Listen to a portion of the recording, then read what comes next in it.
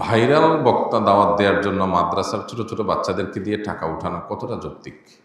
খুবই অযৌক্তিক কাজ, খুবই ঘৃণ্য কাজ এবং খুবই নাজায়েজ কাজ। আমাদের দেশে অহরহ এই জিনিসটা হয় যে বড় বক্তা ভাইরাল হুজুর দাওয়াত দিয়া রাস্তাঘাটে পোলাপানকে টাকা তুলতে লাগাই দেওয়া হয়। আমরা যদি জানতে পারি এরকম কোনো কিছু, আলহামদুলিল্লাহ, আমি পারতপক্ষে সেই মাহফিলে যাই না। এই জন্য আমাদেরকে কেউ দিনের প্রোগ্রামে দাওয়াত দিলে আমরা সাধারণত চেষ্টা করি জানাব যে এখানে কালেকশন করা হবে কি না, টাকা কীভাবে টাকা কীভাবে সংগ্রহ করা হবে। তো এই জন্য অবশ্যই একজন মুসলমান হিসাবে আমাদের কর্তব্য ইসলাম এবং মুসলমানদের যেন বদনাম না হয় সেরকম কোনো প্রক্রিয়া পদ্ধতি অবলম্বন করা। বাড়ির রাইজার থেকে গ্যাস নিয়ে 4-5 বছর ধরে চা বিক্রি করতেছি, তাহলে কি আমার টাকা হালাল হবে নাকি হারাম?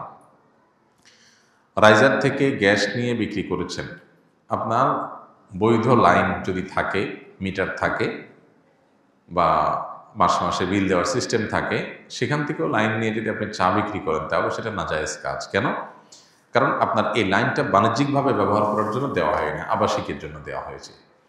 গ্যাস বিক্রির কর্তৃপক্ষ গ্যাস বিক্রি করার সময় ব্যবসার উদ্দেশ্যে করলে সেটা একটা রেট রেখেছেন, আবাসিক বাড়ির জন্য আরেকটা রেট রেখেছেন। এখানে ভর্তুকি ইত্যাদি থাকে আমরা জানি।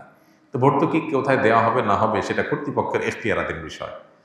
যেহেতু ব্যবসায় আপনি ব্যবহার করেছেন, এটা আপনার জন্য নাজায়েজ হয়েছে। অবশ্যই আপনার এই উপার্জন হালাল উপার্জন হবে না যদি আপনি চোরাই করা গ্যাস বা অবৈধ পথে নেওয়া গ্যাস দিয়ে চা বানায় সেটা বিক্রি করে উপার্জন করেন। এখন করণীয় কি?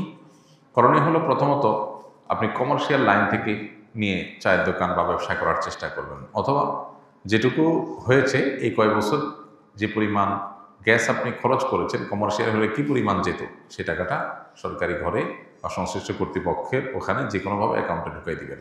এর মাধ্যমে আপনি দায়মুক্ত হতে পারেন।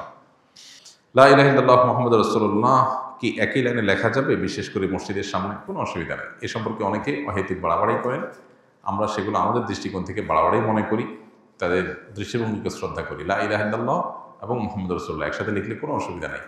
কোরআনে কারিমে আল্লাহ তাআলা একসাথে লেখেন নেই, কিন্তু মুহাম্মাদুর রাসূলুল্লাহ কোরআন এক জায়গায় আল্লাহ বলেছেন মুহাম্মাদুর রাসূলুল্লাহ ওয়াল্লাযীনা আমানু মাআহু, আছে না?